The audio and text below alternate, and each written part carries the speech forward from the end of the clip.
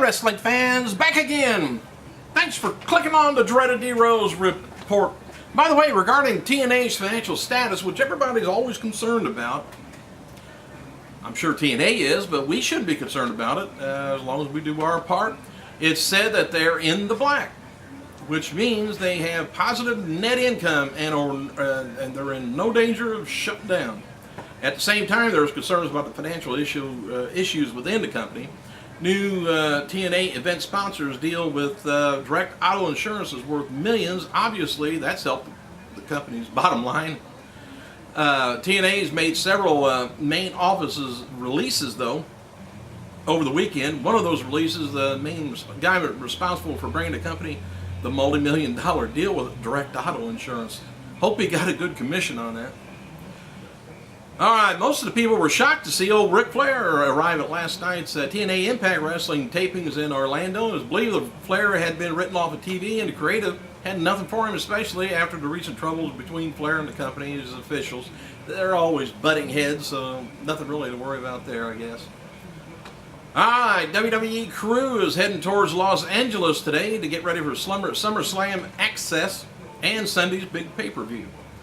Fan commented to Goldust on the Twitter that TNA Impact spoilers for August 18th sounded dreadful.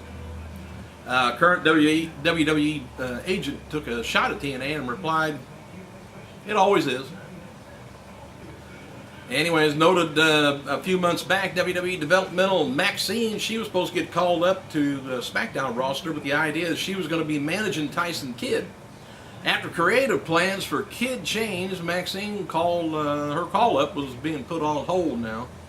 Oksana, though, recently debuted on SmackDown, and it said that she ended up with the main roster spot that Maxine was supposed to have. Ooh, could there be a cat fight going? The decision to keep Maxine off the main roster was due to the breach of etiquette by her. Don't know what that, read between the lines on that. Anyway, Baltimore's son, Kevin Heck, E-C-K. Anyway, he's a wrestling writer for Baltimore's son, has been hired by WWE for the creative team. Eck will be the person that works with Triple H on talent grooming, and we have wrote about that recently, that I guess Triple H is going to change some things. Words is that Eck will start with WWE after SummerSlam. We don't want to groom anybody before SummerSlam, so... Anyway, TNA, Triple H is serious on introducing new talent through vignettes and promos.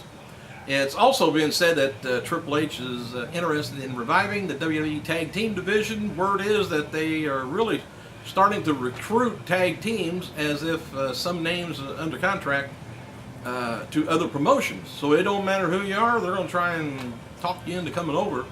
And Vince always, now don't get me wrong, Vince is still there. But Vince always never did like tag teams, I don't think. He never pushed them, never did much with them. And there's been talk internally about the Briscoe brothers, who are currently signed with Ring of Honor. And there's also talk about TNA's beer money, bringing them in once they're able to get away from TNA. And regarding, of course, you bet me, beer won't be the same name. It'd be Pepsi Money, or I don't know what they'd call themselves. Regarding the Kings of Wrestling, Chris Hero and Claudio Castagnoli coming in, talk is that they will be indeed brought in, but together, not as single wrestlers.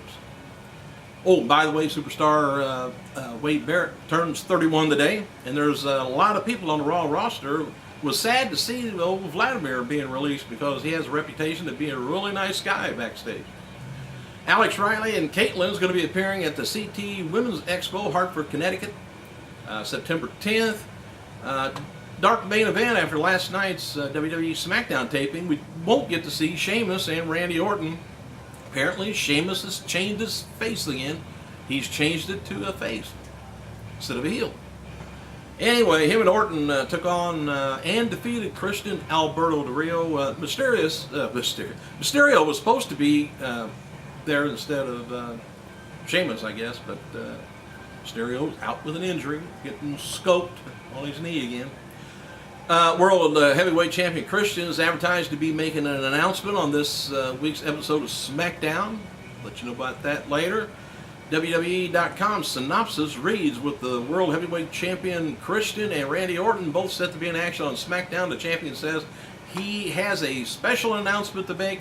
WWE COO Triple H will want to hear what he's got to say. Well, Savio Vega, remember him? Anyway, he's going to be turning 41 years old today. Fred Ottman. Who the hell's Fred Ottman? Why, that's Tugboat or Typhoon. He turns 55. Fix this. Also celebrating a birthday today is Roadkill, 35 years old. He briefly appeared in ECW. That's why we're bringing that up in 2006. Brodus Clay defeated All-Pro Wrestling talent Big Country Jody Christopherson in a match prior to last night's SmackDown taping in Sacramento.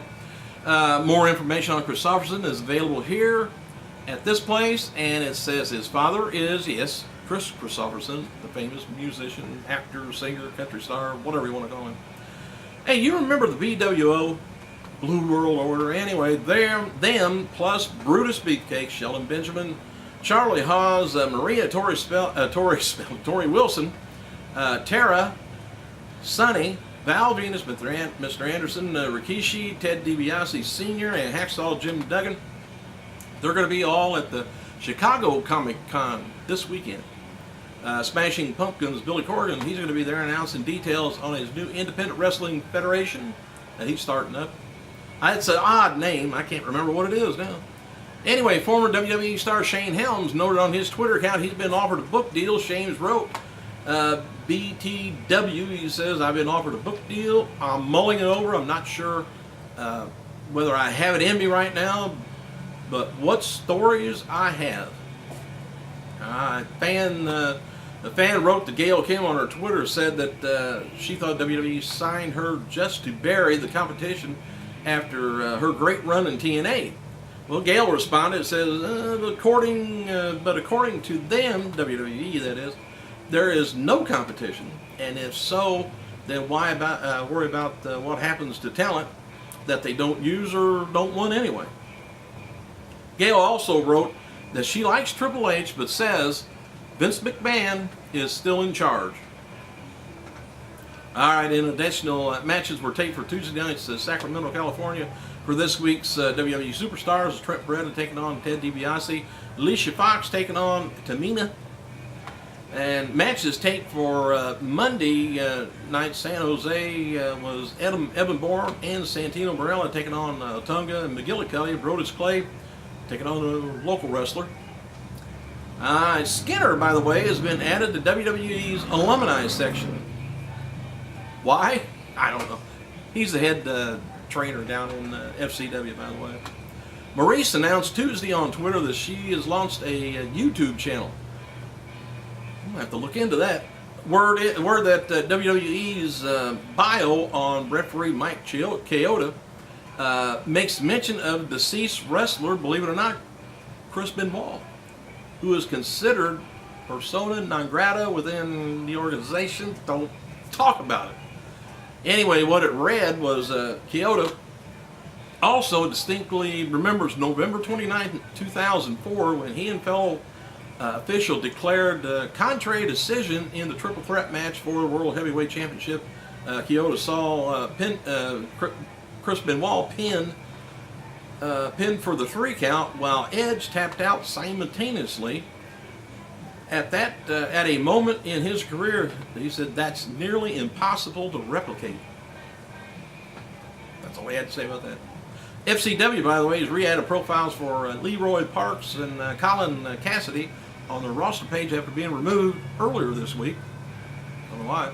Steve Austin did an interview with WWE website promoting the WWE DVD release of Tactical Force, and noted that he's going to be starting another season of Tough Enough. Austin has also teased that he has a few other projects in the works and he's going to be started on in the next month or two. Thanks for clicking, you guys. I gotta go.